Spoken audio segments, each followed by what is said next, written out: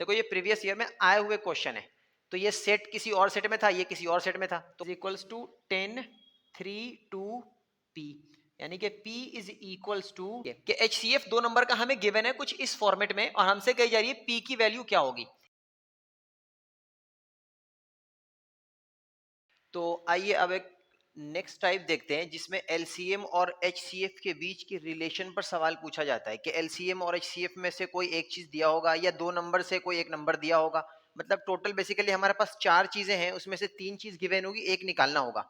तो आइए देखते हैं कि रिलेशन बिटवीन NCM और HCF। आपको ये फॉर्मूला लर्न करना पड़ेगा कि अगर किसी 2 नंबर का हम LCM और किसी 2 नंबर का HCF अगर हमें पता है और वो 2 नंबर पता है, तो दोनों का जो प्रोडक्ट होगा यानी product of LCM and HCF is equals to product of the numbers. ये आपको फॉर्मूला याद करना पड़ेगा, ये रिलेशन है। नाउ अब देखिए हमारे पास एक क्वेश्चन है कि LCM ऑफ A एंड 18, मतलब कोई एक नंबर है A और एक दूसरा नंबर है 18, इन दोनों के बीच का LCM हमें 36 दिया हुआ है। तो हम इसको ऐसे ही लिख लेंगे, यहां पर पहले लिख लेंगे गिवन। गिवन क्या है? गिवन है हमारे पास LCM of A, 18 is 36। Now HCF is 2। अब हमें उसने दे दिया कि इसका HCF कितना है 2, तो हम यहां पे लिख लेंगे HCF of A, 18 is 2। Now हमें पता करना है कि A क्या है, तो हमें निकालना है A क्या है। तो देखिए बहुत इजी, हम फॉर्मूला लगाएंगे। हम जानते हैं कि A into b is equals to क्या होता है, LCM of A, 18 into HCF of, या यहाँ पर A इंटू बी लिख रहे हैं तो यहाँ पर B लिख देते हैं, A इंटू बी और यहाँ पर भी A इंटू बी। नाउ अब हमें A तो नहीं पता लेकिन B पता है, तो A की वैल्यू A पुट करते हैं, B की वैल्यू क्या हो गई 18। अब LCM of A comma B, यानी A कॉमा B क्या है हमारे पास 36 है, तो हम यहाँ लिख देते हैं 36 इंटू HCF क्या है, तो HCF है 2, हमने पुट कर दिया। अब इसे सॉल्व कर लो, 18 से कैंसिल आउट कर दो, 18 2 सा यानी A इज इक्वल्स टू 4, ये आपका आंसर है। ओके आइए नेक्स्ट क्वेश्चन देखते हैं। नेक्स्ट क्वेश्चन है हमारे पास कि अगर हमें HCF दिया हुआ है और वो HCF कितना है, HCF ऑफ 2 नंबर इज 27, तो हम इसको ऐसे लिख लेंगे कि HCF of A comma B is equals to 27। Now and there LCM is 162, तो हम यही लिख लेते हैं कि हमारे पास LCM भी गिवन है और LCM of A comma B is 162, है ना। अब आगे कह रहा है कि one number is 54, find the other. तो हम एज्यूम कर लेते हैं कि let A is equals to 54, तो हमें यह पता करना है कि B क्या होगा, हमें यह पता करना है कि B क्या होगा। तो फिर से हम यही फॉर्मूला अप्लाई करेंगे, तो अप्लाई कर देते हैं। We know that A into b is equals to LCM of A comma B into HCF of A comma B। A और B में से हमें A पता है तो हम लिख लेते हैं कि 54 हमें पता है, B पता करना है। LCM दिया हुआ था 162 एंड HCF गिवन है 27। तो यहाँ पर आप कैंसिल करो 27 का, या ऐसा करो चलो 54 को मैं नीचे लेकर जाता हूँ, आप वैसे भी कैंसिल आउट कर सकते हो। 27 1 जा 27 एंड 27 2 जा 54, और अगर 2 यहाँ इसको कैंसिल करेंगे तो 2 8 जा 16, 2 1 जा 2, यानी कि B इज इक्वल्स टू क्या आ गया 81। कैंसिल आउट तो आप कर ही सकते हो, इतना तो आप कर सकते हो, राइट।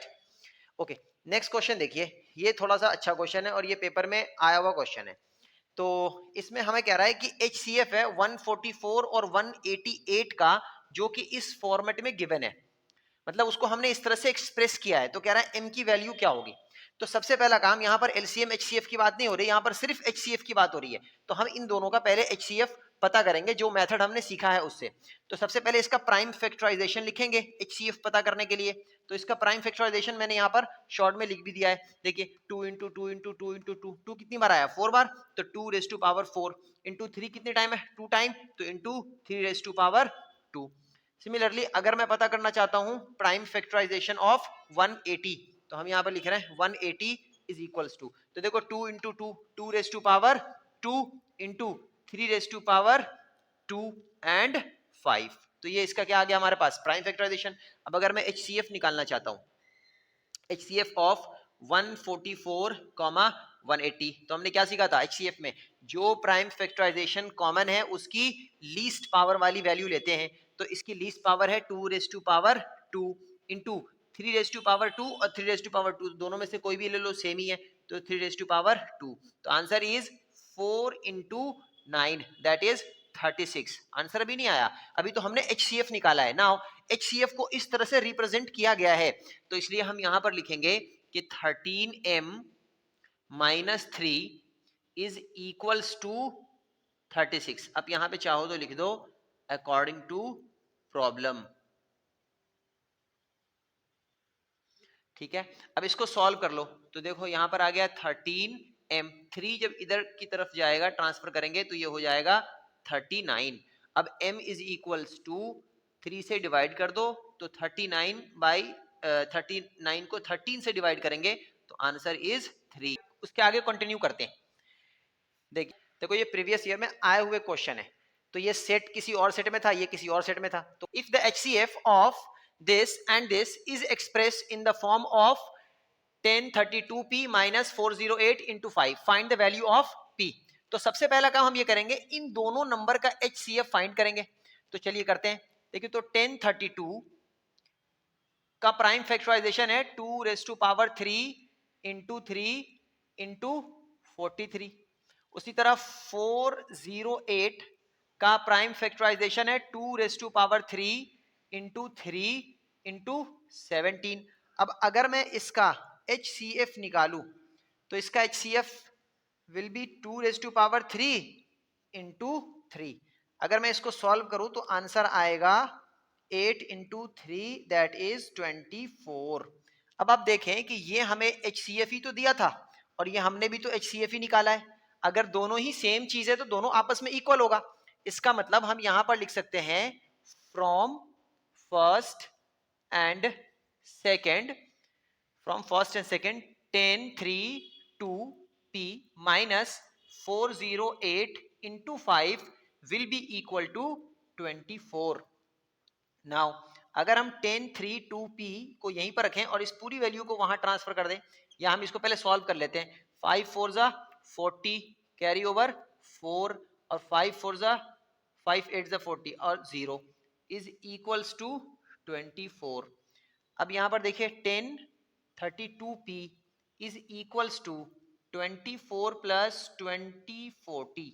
इसको जब सम कर लेंगे तो यहां पे आएगा 4 और 4 2 6 0 2 इज इक्वल्स टू 1032p, यानी कि p is equals to 2064 upon में 1032। इसको इससे कैंसिल आउट कर दीजिए, आंसर विल बी 2, यानी कि फाइनल आंसर है p हमारा क्या आ गया 2। ओके नेक्स्ट क्वेश्चन देखते हैं। नेक्स्ट क्वेश्चन में हमारे पास बिल्कुल सिमिलर क्वेश्चन है, बस वैल्यूज डिफरेंट है। कि सेम क्वेश्चन है HCF of two number 65 and 117 is expressed in the form of this, find the value of m। तो हमारे पास एक चीज तो गिवन है, क्या गिवन है कि HCF क्वेश्चन में गिवन है इस फॉर्मेट में 65m माइनस 117। ओके और हम पहले HCF निकालेंगे। तो अगर मैं 65 का प्राइम फैक्टराइजेशन लिखूं तो ये 5 इंटू 13 आएगा, और 117 का लिखूं तो ये आएगा 3 रेज़ टू पावर 2 इंटू 13। ठीक है, अब देखिए इसका HCF निकालना है। तो हमने HCF निकालना पीछे आपको सिखाया भी था, सुन लो। HCF क्या होगा कि जो नंबर कॉमन है उसकी लीस्ट पावर लेते हैं। जो प्राइम फैक्टराइजेशन कॉमन है, 5 इधर नहीं है, 3 यहाँ नहीं है तो कॉमन नहीं है, 13 दोनों में है, यानी कि इसका HCF क्या आ गया 13। अब हम इसको मान लेते हैं क्या फर्स्ट, और इसको एज्यूम कर लो सेकेंड। नाउ अब देखिए फ्रॉम फर्स्ट एंड सेकेंड, तो फ्रॉम फर्स्ट एंड सेकेंड अगर हम इसको सॉल्व करें तो यहाँ पे देखो 65m minus 17 is equals to क्या आएगा 13, यानी कि 65m इज इक्वल्स टू, अगर यहाँ पे देखें तो यहाँ पर 117 था, राइट। 117 प्लस 13 क्या हो जाएगा, तो ये हो जाएगा 130।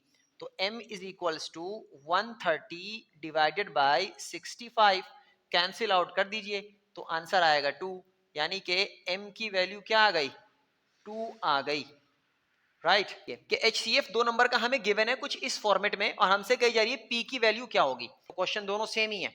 नाउ नेक्स्ट क्वेश्चन देखिए, हमारे पास लिखा हुआ है कि एक नंबर है 7560, इसका प्राइम फैक्टराइजेशन दिया हुआ है, हमें कह रहा है पी क्यू की वैल्यू बताओ। तो ये क्वेश्चन कहां से आया? ये आया फंडामेंटल थ्योरम ऑफ अरिथमेटिक के कॉन्सेप्ट से, कि वो ये कहता है कि किसी भी कंपोजिट नंबर को हम सिर्फ और सिर्फ एक तरीके से प्राइम फैक्टराइजेशन में लिख सकते हैं। तो ये एक तरीके से लिखा हुआ है, अब इसमें वैल्यूज पता करनी है, तो कुछ नहीं, हम इसका प्राइम फैक्टराइजेशन लिख लेते हैं। तो देखिए 7560 का प्राइम फैक्टराइजेशन ये रहा। अगर हम देखें तो यहाँ पे देखो 2 कितनी बार आया है? 2 आया है 3 टाइम, तो 2⁻3। 3 कितनी बार है? तो 3 है 1 2 3, तो 3 है 3 बार। और देखेंगे क्या यहाँ पर 5 है हमारे पास 1 टाइम, और 7 भी है 1 टाइम। अब अगर इन दोनों को कंपेयर करें तो हम यहाँ पर लिख देंगे ऑन कंपेयरिंग। अगर दोनों को कंपेयर करेंगे तो ऑन कंपेयरिंग वी गेट 3⁻, यहाँ 3 है, यहाँ 3⁻p है, इसका मतलब p will be equal to 3। And अब इसको कंपेयर करो तो यहाँ पर क्या आएगा 5, यानी कि q is equals to 5। That's all. अभी हम देख रहे हैं फोर्थ टाइप के, इस पर किस तरह के क्वेश्चन आते हैं। बहुत ही आसान है।